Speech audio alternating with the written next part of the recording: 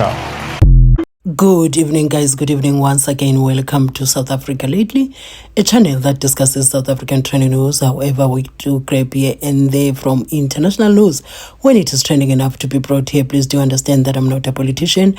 I do not have deep knowledge in politics. However, I am a South African citizen who's also a voter, and I do believe that my views count when it comes to political affairs of our beautiful country. Let us talk about Floyd.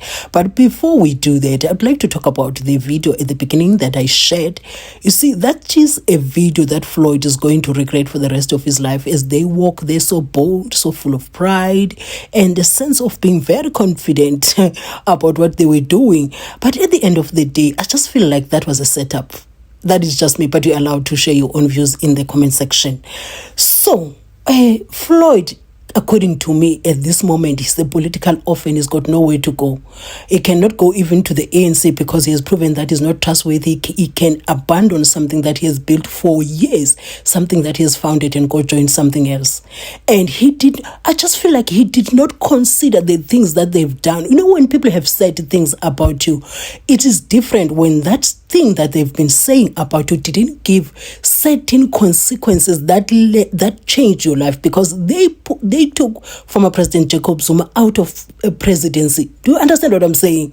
And the whole image was messed up. I'm not gonna go deep into whether they were right or their points were valid or not. I just want to talk about they did this to this man, former President Jacob Zuma, right? Succeeded in messing up his image and finally taking him out of the presidency. A lot of things happened during that time, and the things you said are still out there. You think that man has forgotten? Do you think that man, it takes, I don't know what, for a person to forgive you for doing such things against them, right? Okay, fine. You have this party that you have founded and brought people in. The party is solid, and you leave it. You go join MK. Then you find yourself, you have problems there. You know, I want to look at how, firstly, he is a political orphan, and then I'm going to go back into how he was set up, how I think Floyd was set up. First of all, he cannot go to the NC because I don't think they can trust him there. And his home of now, the EFF, the one that he built, the space that he occupied already has people. And when he left the EFF, people had to stand strong within the EFF and make sure that the organization does not crumble. Do you understand what I'm saying? So they had to fight hard. Did you see how Malema was hurt when Floyd left? How he mourned during that period, mourning Floyd's departure until he came back to himself. We all saw that the man looked like he was sick just within days. He kept on saying things everywhere, here and there, but slowly came back to himself. Now, it's not going to be easy even if he wants to take a person like that back, because when this thing started, said we are going to make an exception against the constitution of the EFF. If Floyd wants to come back, he can come back. But at this stage, having survived that storm and having the leaders of the EFF that led together with him at a time whereby the organization was challenged, are not going to allow Floyd to come back. Even the people who are voters of the EFF, just ordinary people now, are not going to really respect Floyd. I don't think, in fact, if Floyd were to go back to the EFF, I think it's going to cause havoc there. Him coming back is going to just cause havoc. So I don't know how they're going to navigate that space. I don't know where to go for Floyd from here. But let's talk about him now as a member of parliament for MK. Even there is not going to last, because it is not, yes, it is said that he violated the constitution of MK by visiting Bushiri, who is a fugitive. But nay, guys, when you have people celebrating your removal as an SG, you must know that there are people who did not like you in the organization. And the way things are at this moment, some MPs, MK MPs, don't like Floyd either. And to mention one, the one that is known, Duduzile, doesn't like Floyd. So how many people like Duduzile who don't like Floyd, who are MPs, who are MK MPs? It is not that he's going there in parliament to stand on his own. He's going there with a team. That team is other MK MPs. So how are you supposed to function there? According to me, Floyd's bag is already packed out of MK, totally out. Is going to be out of that place. But I don't see him lasting the next 3 months there. I really don't see. Honestly, it could be a miracle. That's according to me, but we're allowed to share different views in the comment section. And other people said it is a strategy for MK. It's an MK strategy to put Floyd there because he was good in parliament. No, that decision came out of a disciplinary hearing that Floyd did wrong and whatnot. It's a demotion. It did not come as a strategy. It's because he was occupying the top position within the organization, and because of what he did visiting Bushiri, and then now they're saying no, you cannot be sitting in this position. Go to that position. And if I remember very well, I don't remember Dudu being disciplined very well because of what she did against Floyd on such social media, with everybody showing the chaos that was within MK during that time, right? Because any organization would like to keep such things contained, but they never succeeded with Dudu then. I didn't say real disciplinary hearing or processes for Dudu, but if you've seen something like that, kindly share in the comment section. Now, moving right along. I really don't see Floyd's future there. But let me share now how I see that Floyd was set up. You know, during that interview that she had of Newsroom, if I'm not mistaken, they were talking about, before that interview, Floyd kept on saying, you went there as for a political mandate. Tried to explain his thing though, and it was just not making sure, right?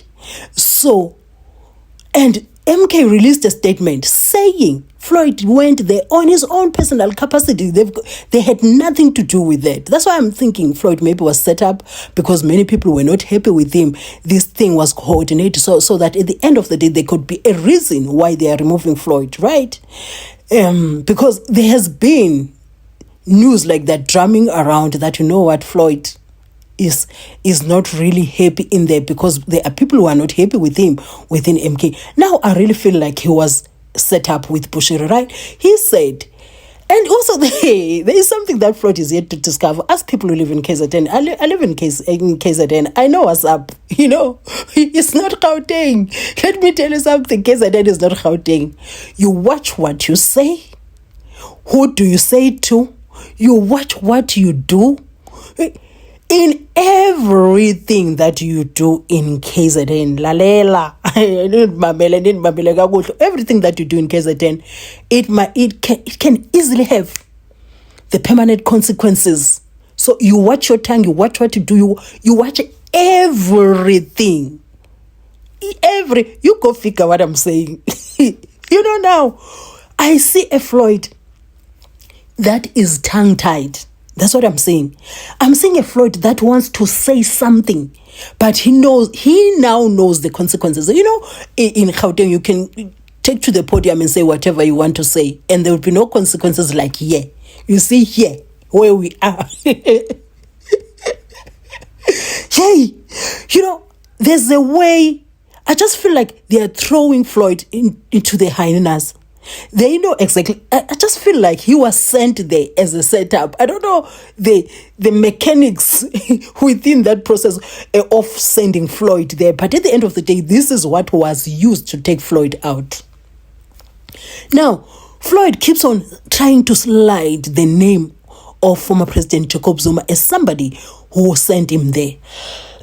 Sorry, guys. As somebody who sent him to Malawi and whatnot. And now, that's when he gets tongue-tied. He doesn't know how to vomit the words that he's supposed to vomit. Look, they are throwing me into the hyenas. These people sent me there. He cannot say that. He just got the most rude awakening. As people who live here, we know what's up. We know what's up. Hey, guys. So at the end of the day, I just feel like,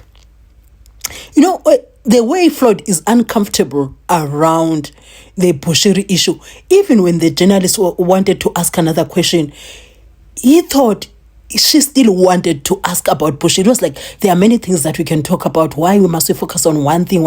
You could tell that it just doesn't want to talk about that a Bushiri thing. And when he said there is nothing wrong, I don't want to apologize, or I just feel like it was resistance, because he knows more than we do why he was there, and he cannot say it. Do you get what I'm saying? You need to live in our province, and then you learn how to navigate the space. Yeah, I know somebody from, people from KZN, and if you know what I'm talking about, please do share your views in the comment section. If you live in KZN, you know how to navigate the space. KZN is a province that has got Abesutu now, it's got Amaxhosa, Amahlubi, it's got Amazulus or Amapata, so but at the end of the day, singabantu balapha mane KZN. So we know how to navigate our space. And Floyd threw himself in there without understanding the smaller things of being able to live here. For the fact that the Mpumalanga branch says he went in an arrogant way, and he was very, very arrogant. It was like, this person was representing a party from KZN, and he had the nerve to be like that. Hey, guys, let me tell you something. KZN is not like any other province. Let me repeat what I'm saying. You watch what you say, how you say it. You watch who you're saying it to. You even watch how you react to things. Do you understand what I'm saying? You move you skate very carefully, because the ice you're skating on is very thin. Yo, guys, this is not a joke. So, okay, I just feel like, because of the divisions that came with bringing people from the EFF who didn't work with the people that have been working, building the MK together with former President Jacob Zuma, and the dropping of the people who didn't toil with them coming from the EFF to take over, created a lot of chaos within MK. And I still do believe that all of them will leave the same way they came. All of them, including, I just feel like Dalimpofu is going to follow as well, Mkhwebane is going to follow as well. I don't see them lasting there, because they are receiving the resistance by the people, to understand. So, okay, guys, that's what I wanted to share with you, that, you know what? I just feel like Floyd was set up. Time will tell. But then again, since I know that Floyd now is having an understanding of our province, that thing will choke him up to the end. Because if you are not careful in our province, whatever you are doing can have permanent consequences. So, okay.